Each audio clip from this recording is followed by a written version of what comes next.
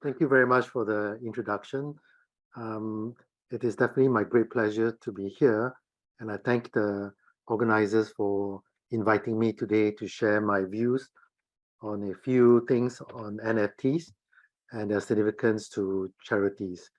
I have about 30 minutes, so I'm going to just jump straight into it. But just a few disclaimer that this is not an investment seminar. I'm going to do some introduction just to let everyone have a little bit idea of what this field is about. And there's going to be 75 minutes of discussion. So the first half an hour is just to whet our appetite, and you're free to ask any questions later. Okay, the first thing I want to impress upon you is there's still no standardized terminology, and it's still very much evolving as we discuss this topic of NFT.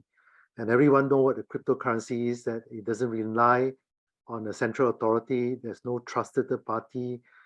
Instead, the transaction and ownership is stored in a digital ledger. Usually, it's a blockchain, and also sometimes other form of distributed ledger technology. Now, the major confusion in terms of terminology is coin and token. A coin is a native asset of a blockchain or a distributed ledger. In other words, the ledger is just to capture the transaction and the movement of this particular digital asset. However, if you have a smart contract and you create an asset using a smart contract, it is known as a token. So remember that coin is a native digital asset, whereas a token is created by smart contract on a distributed ledger, and most of the time on a blockchain. Okay, so question, just to have a quick question so that we can understand is whether USDC is a coin or a token. Well, USDC or US dollar issued by a licensed institution called Circa. They have a stable coin. I shouldn't call it a stable coin. That's the whole idea, right? Tokenizing USD into USDT is a three-step process. One, you send your US dollar to the token issuer bank account. Then the issuer uses the USDC smart contract to create an equal amount of USDC on the blockchain or the distributed ledger, and usually it's $1 to 1 USDC. Okay. Now the newly minted USDC are delivered to the user public address. Okay, it doesn't deliver to your wallet, but to the public address on the blockchain, where you can access through your wallet, while the substituted US dollar are held in reserve. Okay. Now the question is that, is this a coin or a token? Now, if you look at this definition here, that a crypto token is an asset created by smart contract, and USDC is created by smart contract, then it is a token. It is a stable token. So USDC is a stable token. It is not a stable coin. However, everybody will just use the terminology that USDC is a stable coin. So there's something that I want to impress upon you, that there's still a lot of terminology that are still very confusing that we need to pay attention to when we start discussing about NFTs. And those of you who are not familiar with smart contract, it is basically a simple computer program stored on a blockchain or a distributed ledger. Okay? A blockchain is a distributed ledger, a ledger distributed to everyone who want to participate, and they are called nodes. But not all distributed ledgers are blockchain. Okay, because there are different form of distributed ledger where the data are not organized in blocks. Okay, blockchain has to organize the data in block. That's why it's known as blockchain. So the smart contract automatically execute an agreement on the blockchain. So sometimes it's a contract, sometimes it is more than a contract. Okay, and sometimes it is not a contract. But the main thing is that the smart contract has to be on a blockchain or a distributed ledger. A smart contract cannot be on a centralized server. okay, then it is not known as a smart contract. And there's no name for it now.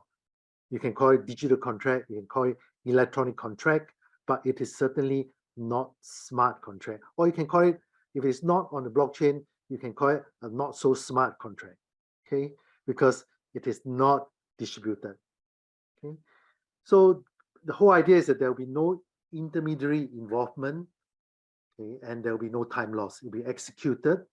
It is immediately enforced. And therefore, once it's enforced, it cannot reverse. Okay, not all contracts are enforced immediately. It is just a contract.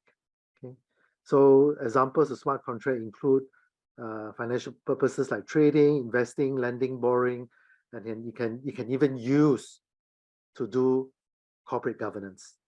And this is the beauty of it, that you can have governance, and in the future, you will find that we don't organize ownership in a company.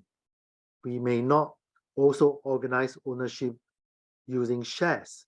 So the concept of us having to go to Accra to register a company may be something of the past. Okay. Now, the other term that you need to think about and probably understand is Web3. Okay, so Web 1 is something that you just key in the website onto your search engine and just download the website. Now, Web 2 is that you can contribute by doing things, buying things. You could contribute by using your app, taking Grabs, GoJet, and so on. So your movement are captured. Those data are contributed by you. However, they're not owned by you. They're owned by the vendor or the platform or the network, which actually initiate the collection of the data. If you own the data, okay, then it is known as Web3. Okay, that's one definition of Web3. And Web3 is about cost saving by eliminating rent-seeking intermediaries. Any digital asset, including your personal data, your identity, your IC, must be available to the owner anytime, everywhere you are, as long as you have a private key. Okay, a private key is very much like your password to your email, but this private key is only known to you. Usually, it's just a string of numbers and alphabets. Okay, and you should have no constraint or restraints, with full discretion of what you should do with your assets. At any time you're constrained or you're restrained with any of your digital asset, then likely that there is an intermediary lying somewhere. So it's not really Web 3, but Web 2.5. So a lot of time people think that the NFT is Web 3, but NFT could be a Web 2.5, where actually it's stored on a vendor centralized server, which means that you will have some constraints and you can be restrained from moving your assets. Okay? So those are some of the basic ideas that we need to understand about NFTs, Web3, crypto coin, crypto token, what is a distributed ledger, and what is a blockchain, what is smart contract. And the next thing is fungible and non-fungible. On the right-hand side, you see here, these are all tangible and fungible. So tangible is something that we can touch. Fungible is that we can exchange 10 cents, your old 10 cents with my 10 cents. There's no difference.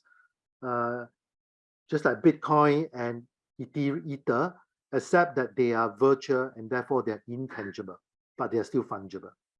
And things which are tangible will be like our car, our antique, our paintings, and our houses, and so on.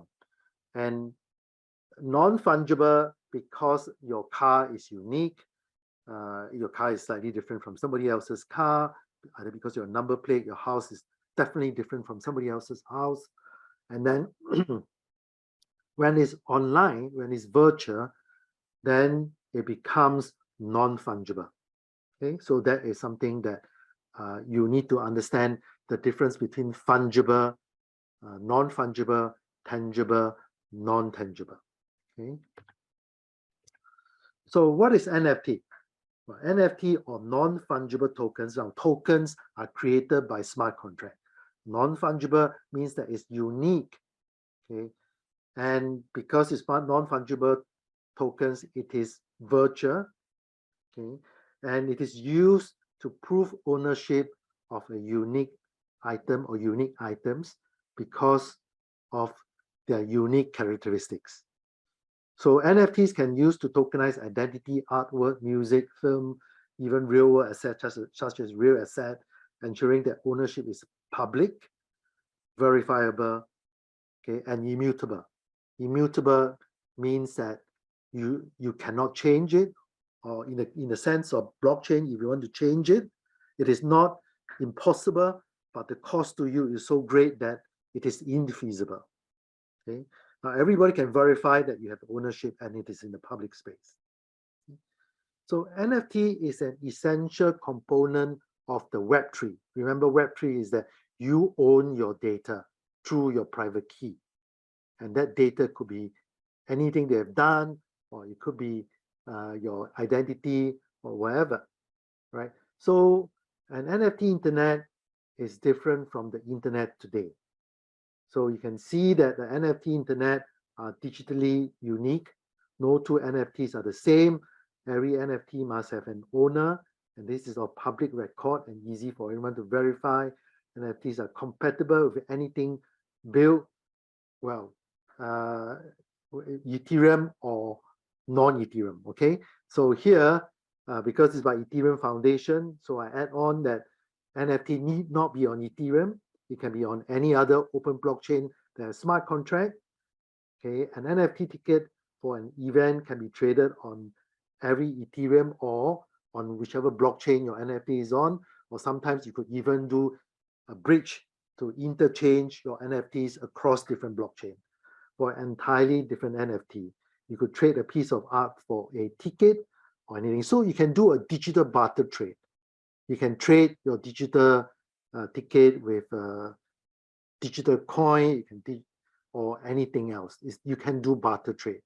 So basically, the whole internet of the yesteryears, which is the internet of information exchange, has become an internet to exchange anything of value that you can do barter trade. Okay, so the content creator can sell their work anywhere and can access a global market, and the creator can retain ownership rights over their own work and claim resale royalties directly. So every time you sell an NFT, you can have royalties. So as a painter, as an artist, every time you sell a song or your painting and somebody else continue to sell it, you still get your royalties. And items can be used in surprising way. For example, you can use digital artwork as a collateral in a decentralized loan. In other words, you can now collateralize anything, even physical thing, like a livestock. So you're a farmer, you can digitize the cow and put it on the blockchain and become a token. So to digitize is straightforward. To tokenize is to digitize it and put it on a blockchain. And then when that is the case, then your cow has an identity and the insurance company is more willing to insure you.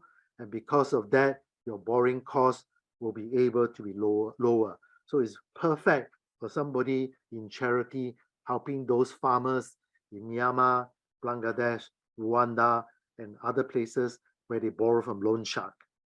Because you bring the insurance company in, your NFTs or the cow is now the identity, and therefore the insurance to ensure that the risk for the borrower, for the lender, is much lower and the cost of lending has come down. So what can NFTs do for charities? Well, you can grow the creator economy, you can grow your volunteers economy, you can unlock game potential, you can make a charity to be a game, you can offer certificates and product documents, you can provide decentralized identity for the refugees, you can provide decentralized identity for your beneficiaries, and you can protect the privacy as well, which you can't do in a centralized server, not as well. And then you can tokenize physical items, and you can ensure that the ownership is clearly verified, and then that you can ticket for your charity, you can do ticketing for your charity concert, and is there any resale, you can take the royalties from there. You can do that for conferences, sports events, or all charitable organizations. You can market your consumer goods and brands for your charity, and you can customize your individual design and ownership for mass production, right? If you have a charity car, you can go to IBM and say that, okay, please do a special bicycle or car fitted to somebody who wants it, and they can do production for you. And this weren't possible previously. Mass production means that they produce the same item. But with NFTs and with Web3, you can design your own bicycle, and they can produce the bicycle differently and customize for you easily, because everything is automated. And clearly for fundraising and many more things that you can think about.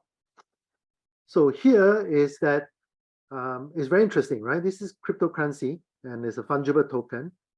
Okay, and then you have the NFTs, which is unique, not interchangeable, and then you have ERC21, which is a form of standards for the computer codes. The computer codes is known as ERC721 for NFTs, and ERC20 for the fungible token. Okay, on Ethereum. Okay, on other platform is also 721 or 20, but it's not ERC. Okay, so there's identity, you can use it for identity and so on. Usually NFT are not easy to sell and so on. Okay, especially the royalty. Yeah. Okay, but something which is very interesting. Remember that we are dealing with tokens.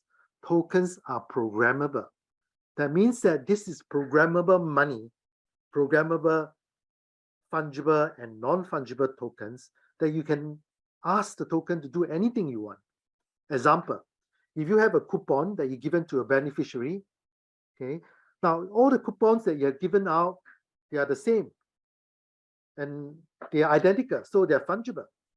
But when your beneficiary take the token and go to the counter and exchange for particular goods, then the identity of that person who go to the counter and the item that person has taken has make it non-fungible. So a fungible token has become a non-fungible token. Now there's a new standard called 1155, which is a gold standard for NFT platform, because it allowed not only for multiple token types, because it also allowed the creation for semi-fungible token, which is very powerful for charity. Okay, because you have tokens to give out to a beneficiary, but in the process, the characteristics of the fungible token has changed to become semi-fungible or fungible. And that transition can be captured by ERC 1155. Okay, so are NFTs and cryptocurrencies investable assets? Well, I have to do a disclaimer, right? This is not an investment forum here. Although I'm from finance, I've been a fund manager for more than 30 years. You need to know that there is value for cryptocurrency and there is value for fungible token. However, the subjective value is a lot more than the objective value. Well, when you have no objective value, you have no intrinsic value, because intrinsic value has to have objective value. So there is a scale of subjective value to objective value, then to intrinsic value. We are at the stage of subjective value moving to objective value, and when you have objective value, the standards will come, and then academics, accountants, and so on will come out with a formula known as intrinsic value. Certainly there's no intrinsic value, but it doesn't mean there's no value. The value is in you, how you're going to create it, and that's the beauty for programmable money. You create the value, you create the community, you create whatever you need, and everything has got its value. Okay, and usually it's determined by demand and supply, and it's very hard to determine the prices itself, and it's highly risky. and complex, extremely complex. Okay, if you are not familiar, you've not been through a course, my advice is that don't dabble with it. Okay, it is highly correlated with the macroeconomy and liquidity flow, and NFT as the social and public goods are very powerful. Charities can engage in NFT to support good entities or products, and government can use NFT to solve tragedy of the common issues. Especially, you can see that there are so many blockchain companies that are being formed and licensed by MES for green finance.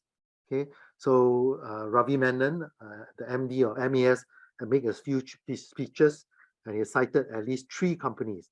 One of them is the Metaverse Green platform. These are all a lot of carbon trading and so on, to solve the tragedy of the common issue, in the sense that without a reward system using tokens or cryptocurrency, we will all exploit the environment. And therefore, it is important that we understand how NFTs and tokens can help us to solve the tragedy of the common issue. So disclaimer again, and also a little bit marketing for the university and the institute that I chair, called Global FinTech Institute. Do take courses, and these courses could be about a year or more, especially in charity. Come to SUSS, come to Global FinTech Institute to ensure that you're conversant before you delve further into any of this tokenization, because it's a very complex project. It is not easy. Okay. What do charity needs to know about NFTs and cryptocurrencies? Okay. Well, we all know that cryptocurrencies are coins and NFTs are tokens. Good blockchain is immutable and verifiable, therefore increasing transparency. NFT and cryptocurrency are empowerment tools, not suitable for most charitable organizations, and yet most powerful for those who knows how to use it. And most should ignore NFTs and cryptos, but eventually every organization will be involved. NFTs are experiments, and their final forms may be very different from what it is today. So participations with little knowledge should be discouraged, and yet first mover will be rewarded. So there's a lot of contradiction. You have to understand, and we understand it works for you. If you do not understand, it doesn't work for you. Rule number 1, if you're only concerned about prices, then the answer is that don't bother. Okay, but if you're concerned about using the technology to serve the community, then you'll be at the green part of it. So don't be on the red part of things, on the green part of things, always thinking about how to serve the society, how to use the technology to ensure that we have a good environment to live in, we have a good environment that we can help others, we can use this technology to empower others and not to enrich ourselves. Okay.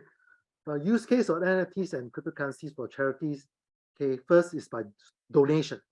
Okay, I have 5 minutes, so I'm going to go a bit faster. There's UN organization, UNICEF, UN refugee agencies, and so on. They accept donation by cryptos, right? For example, the Save the Children Fund, they can donate Bitcoin, Ethereum, NFTs, and other cryptocurrency to charity. Well, donation by crypto, stablecoins, and NFTs is not something that I think, to me, that interesting. Okay, we are not here endorsing, but this is presented for knowledge. This is a very highly regulated risk, and you will even be more and more regulated. So your compliance costs will go up by the day. Okay. Now the quiz to you is: donation should remain anonymous, and which is preferred? Cash, since you can just let people drop it in a box as a gift and needs no accountability, or B, crypto because it's not traceable? Well, crypto can make you get your donation much quicker. Okay. Globally, crypto can have certain tax advantages in some countries. Crypto donation can be cheaper for organization, for processing, especially for international payments. Stable coins should be stable tokens, right? Stable coins is the wrong term. Stable tokens can make crypto giving less volatile. But no, crypto is actually not safe. If anyone does not want any digital trail and has a lot more regulatory risk than one can anticipate, especially for charity. Your compliance costs will go up by the day. Okay? Cash is safer as long as you have good internal controls. Okay? So this is why Pineapple Fund, which is the first crypto fund, shuts down after donating 55 million to BTC, because it's attracting too much attention, and the digital trail and so on will haunt you day by day. Okay, so cash, that's it. Right? It's difficult to have any more to answer, but donation by crypto, 10 years time, 20 years time, you still have to answer for it. Okay, because it is on the blockchain. Okay, if you go on to this link, every transaction is captured on the blockchain and it can never run away. And if you do not know where the source is coming from, or even if you know the source is coming from, or even if you know the source was legitimate at first, you can never know later that legitimacy may not be that legitimate, and you have to answer for a lot of things 10 years down the road. Okay, so it's better to focus on the use case for NFTs and cryptocurrencies for charities in a different perspective. Take, for example, ATAC. Okay, they give an identity to refugees so that they can have antenatal care in Tanzania by assigning a digital ID to each mother to be a link to the ID for both mother and child, and all medicine, all grant, all charitable donation go to the lady to give birth and the medicine for the baby. This is very important for refugees because they have no protection. You can give them coupon, they will be robbed. But with an identity, the person with that, the spending can only be spent by that person and no one else. Not the husband, not the criminals who are controlling them, definitely not the trafficker. And tracing the expenditure and needs. So these mothers have their medical profiles built on the blockchain accumulated from data of every visit made to the clinics and when they receive medical entitlements with privacy protection. Okay, and transparency to donors so that donors know that $1 given, $1 is being spent and not 50 cents. So this solution provides program implementers and donors transparency over funding utilization through data-led traceability. Okay. These are all very important for branding for charities, and therefore SG Innovate backed this Irish startup called ATAC, and of course, domestic subsidiary has also invested in it. Well, what skills, expertise, system, and financial capabilities would you need for charity to navigate cryptocurrency? And yet, I think the second part is very important. You may have the financial capabilities, expertise, but you may not be able to retain your accountability and transparency to your own community. There's so much to answer for. Well, the first thing is cybersecurity and digital literacy. You have to be well versed in cybersecurity and digital literacy. Well, in 11 minutes, if you watch these two videos, you will know how to list your NFT on OpenSea by having first open a MetaMask wallet. Just watch the 4.45 minutes video. You will know how to set up a MetaMask wallet. You watch 5 minutes on how to sell and mint NFTs on OpenSea, just less than 11 minutes. Anyone will be able to list their NFTs on OpenSea free of charge. Okay, that easy. Technically, it's that easy. If you want to use NFT to raise funds, technically, it's just that easy. But is it really that easy as an exercise? No, the answer is not. It's a lot more complicated than that. It is about engagement to bring awareness. It is about building community. It is about being compassionate and being creative in building network effect. Example, okay, you can get your donors to involve in your voting system. Go on to the platform called Snapshot. Okay, there are many different types of votings that you can do. You can get your board involved by educating them. You can get your management involved. You can get your donors involved, and so on. Learning by doing, guided learning by doing, not just anyhow learn by doing, but guided learning by doing by people who know. And this platform or snapshot is very good. You need to embrace traceability. This is one of the most important functions. Okay, example, you can have multi-signatures crypto wallet with NFTs in there so that a minimum number of people can approve a transaction. So our 3 private keys, 2 private keys will allow you to move your NFTs around. And it's transparent, it's traceable. So a lot of charity has got no time to automate their accounts. But once you have NFTs, everything is automated. Okay. So this is important. There's no single person could compromise the funds at all because everything is automated from the first day. And you don't have to build any of this digital infrastructure. It is either built by the government, built by the crypto community, or built by some of the crypto as a service. Okay. The third thing you need to do is to build trust and resilience. You need to identify the value that individual beneficiaries were entitled. You need to, and then also to capture the volunteers' contribution, both sides, the beneficiaries that you're helping, as well as the volunteers. And most of the time, you don't have any digital infrastructure within your organization, but once you involve crypto, it is all there. It's all there for you. Somebody has built, it's already built there for you. You are just part of the nodes. You don't have to come out with any money to build it. Transactions, contributions, and grants to beneficiaries can be confirmed in real time and stored on the blockchain, generating an audit trail to avoid double spending and fraud.